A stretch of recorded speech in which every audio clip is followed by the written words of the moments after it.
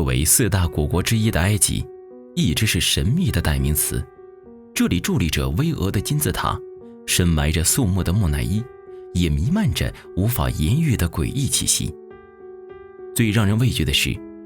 随着一具具木乃伊的出土，诡异事件接踵而来。人类的离奇死亡，巨轮的诡异沉没，难道这木乃伊真的有神秘的诅咒力量？本期视频带你了解一下3大木乃伊之一亚曼拉公主的都市传说故事。亚曼拉据说是3000多年前一位法老的女儿，法老对其极为宠爱，所以在她死后给予最高的葬礼规格，这其中就包括将亚曼拉做成木乃伊。除此之外，法老为自己心爱的女儿陪葬了不少好东西，甚至还请巫师专门下了一道诅咒，所有人都不可以碰触公主及其身边的东西，即使是她陵墓中的一块石头，也都被含于诅咒之中。就这样，亚曼拉在地里沉眠了，直至3000年后的某日，陵墓迎来了盗墓贼。这些盗墓贼干的就是挖坟的买卖，他们可不在意什么诅不诅咒的，什么值钱就盗什么。最后不仅搜罗了许多的陪葬品，甚至直接把公主的棺木都给偷窃了出来，而后又被4名来埃及旅游的英国年轻人买走，并运回了英国。至此，一件件诡异的事情接踵发生，关于亚曼拉的传说也愈传愈烈。首先，那位买主在购买了木乃伊之后不久就突然无故失踪，另外3人也遭到了同样可怕的厄运，一人在街头遭遇袭击，一人在回国后无故破产，最后一人则生了重病，差点要了小命。这3人明显感觉到事态的严重性，为了摆脱霉运，于是将木乃伊转手卖给了一个富有的商人。可谁知没过几天，这位商人也遭了殃了。先是家里突发大火，被烧成灰烬，接着原本发展势头良好的公司也破了产，商人顿时感到了害怕，马上联系大英博物馆将木乃伊捐了出去。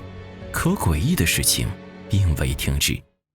亚曼拉公主的木乃伊还没进博物馆，运送车就莫名其妙地撞上了一个路人，路人当场死亡。几经周折，这具木乃伊总算被运到了博物馆门口，经理叫来2位员工，命令他们将木乃伊抬入博物馆。可就在进门的那一刻，木乃伊突然掉到地上，其中一个员工的脚被压伤了，另外一位员工也在2天后离奇死亡了。种种巧合使得关于亚曼拉公主的流言更加凶猛了。有人说她是不祥之物，会让接触到她的人屡遭厄运，也有的人说她身负法老的诅咒，能够杀死一切靠近她的人。可以说一时之间，亚曼拉公主的恶名席卷了整个英国。不仅如此，传说博物馆的守卫每天都会听到棺材旁传来敲击声和哭泣声，而那些跟亚曼拉公主一起盛放的古物也时常有古怪的响动。这一切的怪异现象使得其余守卫都想集体辞职。无奈之下，这具木乃伊被放入了博物馆的储藏室。但是亚曼拉公主的诅咒还没有完，这位决定将木乃伊放在储藏室的主管也在不久后暴毙，而拍摄亚曼拉公主木乃伊相片的记者更是在家中自杀。走投无路之下，不堪其扰的博物馆将木乃伊贱卖给了一位收藏家。这位收藏家在买下后的第1天就找了全世界最有名的巫师，给这具木乃伊做了一场法事。可没过多久，收藏家就无故失踪了。可以说几经人手，不管是运送者、买卖者，还是博物馆的储藏室主管，都无一例外地发生各种事故、失踪甚至死亡。越来越多人也相信了亚曼拉公主的诅咒一说，再也不愿意接受这位可怕的死亡公主了。直到10余年后，木乃伊被一位不信邪的考古学家买下，这也是亚曼拉公主的最后一个主人。这位考古学家当时想要把这具木乃伊运到米国，为了安全，他不仅选择了当时世界上最先进的船只，更是决定亲自护送这位公主远渡重洋。为了慎重起见，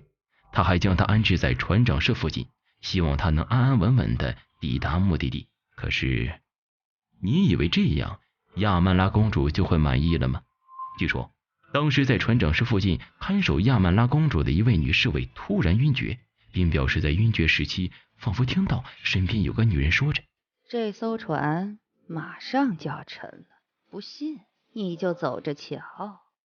可当时所有人都在海岸上与亲友告别，没有人注意到这个女侍卫的异常，也没有人愿意相信女侍卫的话。随着汽笛的响起，这艘轰动造船界的巨轮泰坦尼克号也逐渐驶出港湾。后来的事儿大家都知道，这艘号称永不沉没的豪华游轮撞上冰山，沉没在了大西洋，而亚曼拉公主和她的主人也就此长眠在了深海之下了。但是关于亚曼拉公主诅咒的传说并没有随着沉船而沉眠，反而因泰坦尼克号事件在英国乃至整个欧洲流传得更广，一度被网友评为史上3大木乃伊之一。不过近些年，随着众多猎奇爱好者的研究，大家也发现了这则故事的许多漏洞。首先是故事中出现的巫师，历史上确实有这么一位人，她是当时欧洲最有名的巫婆，但巧合的是，她在故事发生前的许多年就已经去世了。第二，大英博物馆确实有一件彩绘内棺和亚曼拉同名，但是这件彩绘内棺和亚曼拉并没有直接联系，因为博物馆的员工将它翻译成阿蒙拉而不是亚曼拉。阿蒙是埃及神话里的隐形之神，在埃及新王国时期和太阳神拉结合而被提升为众神之王。世界的创造者多以头戴高帽的男性形象出现，一个神会拥有祭祀之力的侍奉者，却不会有公主服饰，因此所谓的亚曼拉公主大概是阿蒙拉女祭司的误读。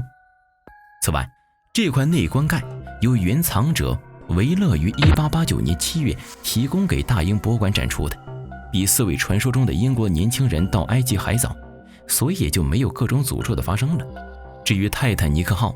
，1985年泰坦尼克历史协会员工查阅了当年泰坦尼克号上的载货单和货舱图示，上面没有任何关于木乃伊、放木乃伊的棺材、棺材盖，或者任何看起来会和这些东西搞混的物品的记载。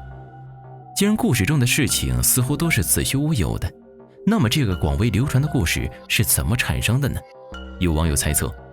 可能和故事一开始那几个英国人有关，他们的身份似乎是记者，为了吸人眼球，他们将那几年发生的几件大事拼凑起来，形成一个完整的故事。因为这几件事有热度，而且又有模糊的事情作为依据，所以流传得很快，而后不断被加工，就形成了亚曼拉公主的传说了。好了，本期视频到这里就结束了，关注我，看更多的都市传说故事。